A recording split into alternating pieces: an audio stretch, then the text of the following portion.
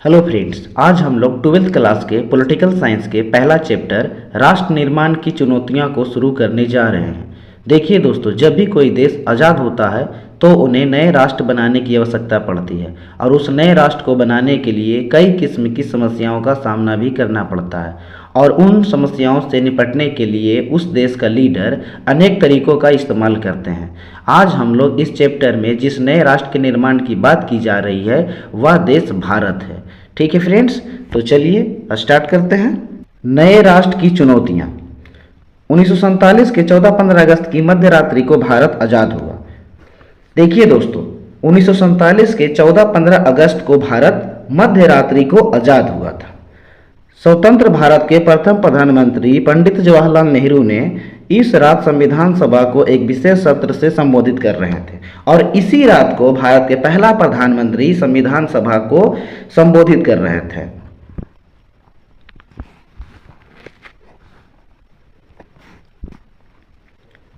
उनका यह प्रसिद्ध भाषण भाग्यवधु से प्रतीक्षित भेंट या ट्रिस्ट विद डिज्नी के नाम से जाना गया। देखिए दोस्तों, 14-15 अगस्त के मध्य रात्रि को 1947 में जब भारत देश आज़ाद हुआ था, उसी रात को संविधान सभा में भारत के पहला प्रधानमंत्री पंडित जवाहरलाल नेहरू ने एक भाषण दिए थे। वही भाषण को भाग्यवधु से प्रतीक्षित भेंट कहा जाता है या फिर इंग्लिश में ट्रिस्ट विद डिज्नी के नाम से जाना गया। आज़ादी की लड़ाई में कई आवाज़ें बुलंद थी, जिसमें से दो बातों पर सबकी सहमति बनी। देखिए दोस्तों, आज़ादी की लड़ाई में कई बातें चल रही थी, जिसमें से दो बातों पर सबकी सहमति बन गई थी। पहली बात यह कि आज़ादी के बाद देश का शासन लोकतांत्रिक सरकार के जरिए चलाया जाएगा। देखिए दोस्तों, जब देश आज़ाद हो गया था तो पहली बात ये कहा गया था लोगों के द्वारा कि जब देश आज़ाद हो जाएगा तो यहाँ का सरकार लोकतांत्रिक होगा। बिल्कुल, जहाँ लोकतांत्रिक के मतलब होता है लोगों के द्वारा जो सरकार चलाया जाए। ठीक है दोस्त, आगे बढ़ते हैं।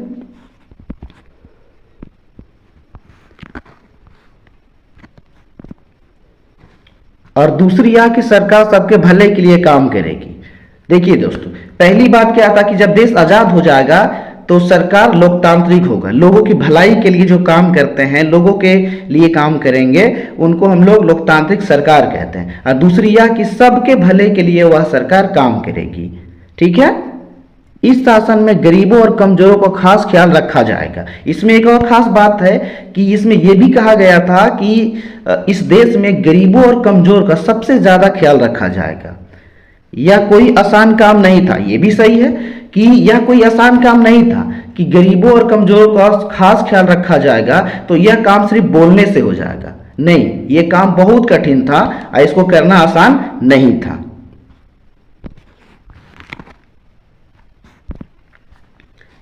आजाद भारत का जन्म कठिन परिस्थितियों में हुआ था। भारत 1947 में जिन हालात के बीच आजाद हुआ, शायद उस वक्त तक कोई मुल्क वैसे हालत में आजाद नहीं हुआ। देखिए दोस्तों, भारत का जो जन्म बहुत कठिन परिस्थिति में हुआ था, क्योंकि भारत 1947 में जिन हालात में भारत आजाद हुआ था वो वैसा हालत किसी भी देश का नहीं हुआ था। क्योंकि आपको पता होगा कि जैसे भारत 1947 में आजाद हुआ था तो भारत का दो टुकड़ा हो गया, एक टुकड़ा इंडिया और दूसरा टुकड़ा पाकिस्तान बन गया था।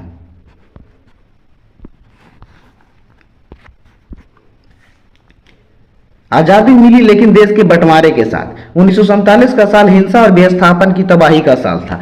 देखिए दोस्तों, आजादी मिली 1947 में और तुरंत देश का बंटवारा हो गया, एक भाग पाकिस्तान और एक भाग इंडिया हो गया था। 1947 का जो साल था वह बिल्कुल तबाही वाला साल था, हिंसा वाला साल था, मार काट एकदम बिल्कुल तबाही ही तबाही था।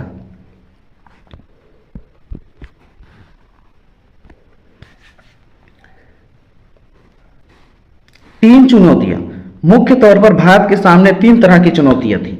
देखिए दोस्तों, भारत के सामने जब देश आजाद हुआ था तो तीन चुनौतियां एकदम मुख्य रूप से था, एकदम मेन रूप से था। पहली और तत्कालिक चुनौती एकता के सूत्र में बंधे एक ऐसे भारत को गढ़ने की थी जिसमें भारतीय समाज की सारी विविधताओं के लिए जगह हो। पहली बात तो यह था कि जो तत्काल यानी कि तुरंत वाला जो समस्या था वह था कि पूरे भारत को एक सूत्र में यानी कि एक करना है। और ये कैसे करना, ये काफी आसान नहीं था, क्योंकि भारत जो है विविधताओं का देश है।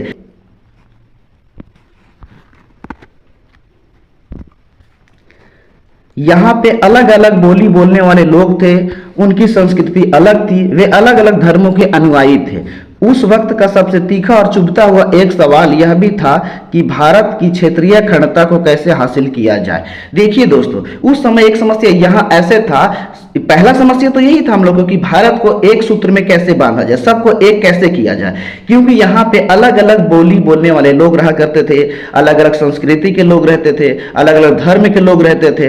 इन सभी को एक साथ रखना कोई आसान काम नहीं था। और सबसे बड़ी बात यह था कि भारत अनेक छोटे छोटे राज्य में खंडित थे, तो उन सभी को एकजुट करना यह भी काम आसान नहीं था।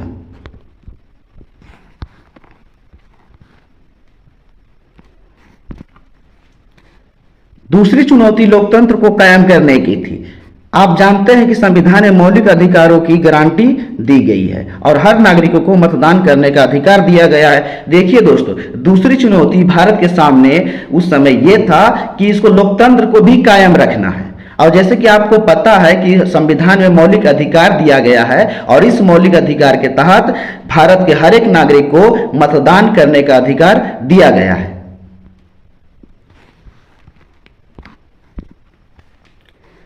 भारत ने संसदीय शासन पर आधारित लोकतंत्र को अपनाया। लोकतंत्र को कायम करने के लिए लोकतांत्रिक संविधान जरूरी होता है। देखिए दोस्तों, भारत जब आजाद हुआ तो यहाँ के लोग लोकतांत्रिक शासन को अपनाए, यानी कि संसदीय शासन को बनाए। लोग संसद को चुनेंगे और संसद सरकार को चुनेगी। लोकतंत्र को कायम करने के लिए लोकतांत्रिक संविधान जरूरी होता है। बिना संविधान का कोई भी देश नहीं चल सकता है, खास करके लोकतांत्रिक देश।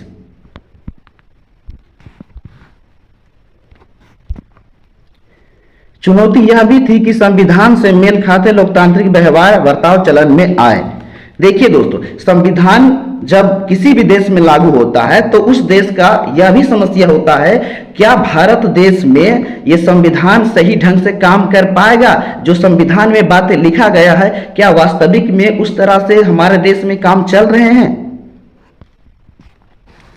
तीसरी चुनौती ऐसी विकास की जिसमें समुचित समाज का भला होता हो, ना कि कुछ एक तबकों का। अब तीसरी चुनौती भारत के सामने यह थी कि सभी लोगों के समान रूप से भला हो, ना कि कोई खास विशेष वर्ग का ही सिर्फ भला हो और बाकी कुछ लोगों को भला नहीं हो। नहीं, सबको भला होना चाहिए इस देश में।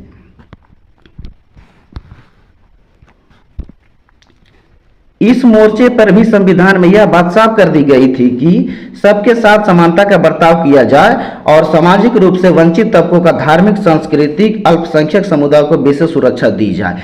इस पर भी संविधान में यह खास बात कहा गया है कि सबके साथ समानता के साथ बर्ताव किया जाए और खास करके जो वंचित तबके के लोग हैं, वंचित वर्ग है, और जो धार्मिक वर्ग है, जो सांस्कृतिक वर्ग है, जो अल्पसंख्यक वर्ग है, इन सभी को विशेष ध्यान दिया जाए। हमारे भारत देश में विशेष सुरक्षा प्रदान की जाए हमारे भारत देश में।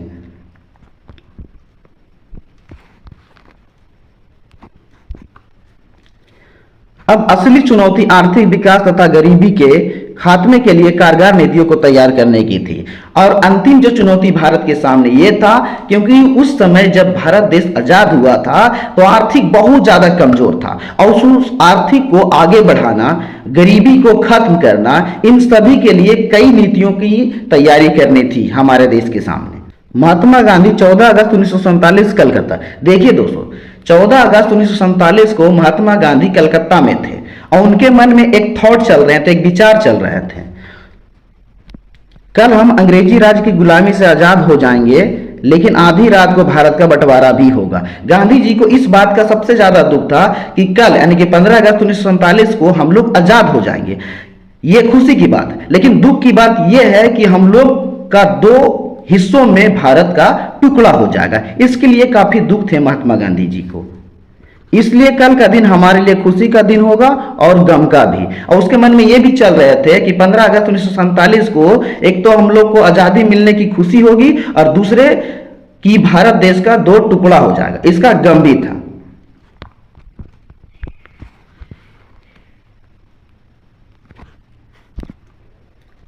11 अगस्त 1947 को कराची में पाकिस्तान की संविधान सभा में अध्यक्षीय भाषण देते हुए मोहम्मद अली जिन्ना, देखिए दोस्तों 11 अगस्त 1947 को कराची में पाकिस्तान की संविधान सभा में अध्यक्षीय भाषण मोहम्मद अली जिन्ना दे रहे थे। और हम लोग चलिए जानते हैं कि 11 अगस्त 1947 को कराची में जो भाषण संविधान सभा में मोहम्मद अली जिन्ना जी दे रहे थे वो क्या कह रहे थे।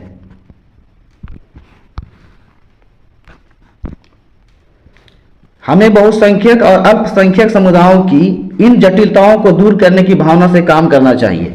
बहुसंख्यक और अल्पसंख्यक दोनों ही समुदाय में तरह तरह के लोग शामिल हैं। देखिए दोस्तों 11 अगस्त 1947 में कराची के संविधान सभा में मोहम्मद अली जिन्ना संविधान सभा को संबोधित कर रहे थे और उन्होंने ये साफ कर दिए थे कि बहुसंख्यक और अल्पसंख्यक दोनों के बीच में जो जटिलताएं हैं, दोनों के बीच में जो खाइयां हैं, जो दूरियां हैं, उनको हम लोग को कम करना होगा। और बहुसंख्यक और अल्पसंख्यक दोनों समुदायों में अलग अलग तरह के लोग होते हैं, ना कि सेम। जैसे कि आपको बता दें, बहुसंख्यक के मतलब होता है जिस धर्म का लोग की जनसंख्या ज्यादा होता है उसे बहुसंख्यक कहते हैं, और जिस धर्म के लोग की जनसंख्या कम होते हैं उन्हें अल्पसंख्यक कहते हैं। तो मोहम्मद अली जिन्ना को साफ कहना था कि ये दोनों को हम लोग को मिलाकर चलना होगा।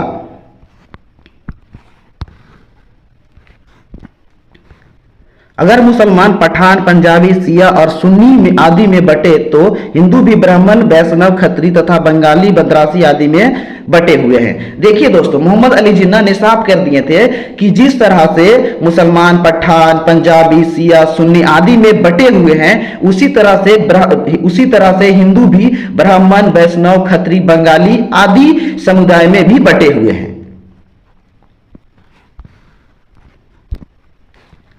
पाकिस्तान में आप आजाद हैं, आप अपने मंदिर में जाने के लिए आजाद हैं, आप अपनी मस्जिद में जाने या किसी भी अन्य पूजा स्थल पर जाने के लिए आजाद हैं। आपके धर्म, आपकी जाति या विश्वास से राज्य को कुछ लेना देना नहीं है। मोहम्मद अली जिन्ना कराची के संविधान सभा में ये साफ कर दिए थे कि पाकिस्तान में आप आजाद हैं, आप अपने मंदिर में जाने के लिए आजाद हैं, आप अपने मस्जिद में जाने के लिए आजाद है या फिर किसी अन्य पूजा स्थल पर भी जाने के लिए आजाद है। आपके धर्म, आपकी जाति, आपके विश्वास से राज्य को कुछ लेना देना नहीं है, यानी कि राज्य देश इसमें कुछ नहीं करेगा। अब जहां चाहे रह सकते हैं, मंदिर में जा सकते हैं, मस्जिद में जा सकते हैं या किसी भी पूजा स्थल पर आप जा सकते हैं। इससे राज्य को कोई भी लेना देना नहीं है, यानी कि पूरी तरह से आजादी दिया गया है।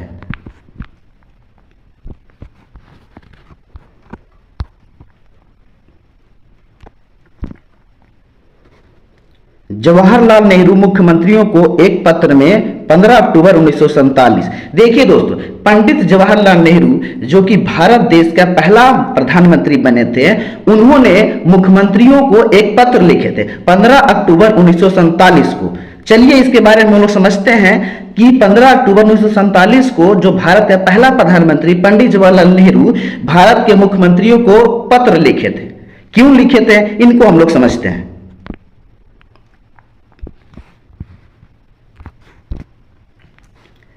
भारत में मुसलमान अल्पसंख्यकों की तादाद इतनी ज्यादा है कि वह चाहे तब भी यहां से कहीं और नहीं जा सकते हैं। यह एक बुनियादी तथ्य है और इस पर कोई अंगुली नहीं उठाई जा सकती है। देखिए दोस्तों भारत के प्रधानमंत्री ने यह बात साफ कर दिए थे कि भारत में इतने ज्यादा मुसलमान है, इतनी उनकी संख्या है कि वह चाह कर भी यहां से कहीं और नहीं जा सकते हैं, और यह बिल्कुल सच्चाई बात है, इस पर कोई उंगली नहीं उठा सकते हैं।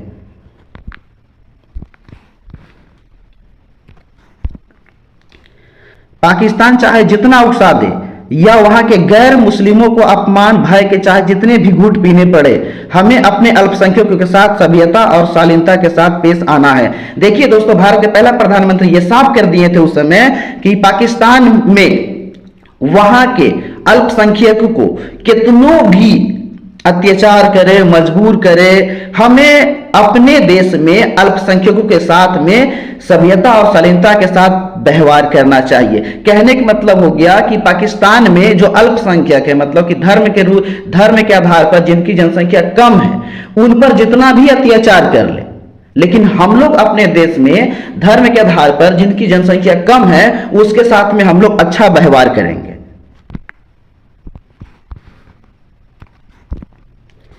लोकतांत्रिक शासन व्यवस्था में हमें उन्हें नागरिक के अधिकार देने होंगे और उनकी रक्षा करनी होगी। अगर हम ऐसा करने में कामयाब नहीं होते हैं तो यह एक नासूर बन जाएगा। भारत के पहला प्रधानमंत्री ने यह साफ कर दिए हैं कि लोकतांत्रिक शासन व्यवस्था में हम उन अल्पसंख्यकों को एक नागरिक का दर्जा देंगे और उनकी रक्षा भी करेंगे। अगर ऐसा करने में अगर हम लोग कामयाब नहीं होते हैं तो यही अल्पसंख्यक हमारे देश के लिए नासूर बन जाएंगे, जो पूरी राज्य व्यवस्था में जहर फैलाएगा और शायद उसको तबाह भी कर देगा। देखिए दोस्तों, ये साफ कर दिए हैं, अगर हम लोग ऐसा करने में असफल हो जाते हैं तो हमारे देश में जो लोकतांत्रिक शासन व्यवस्था होगा उसमें जहर ये लोग फैलाएंगे और पूरे राष्ट्र को तबाह कर सकते हैं। ये पंडित जवाहरलाल नेहरू का कहना था।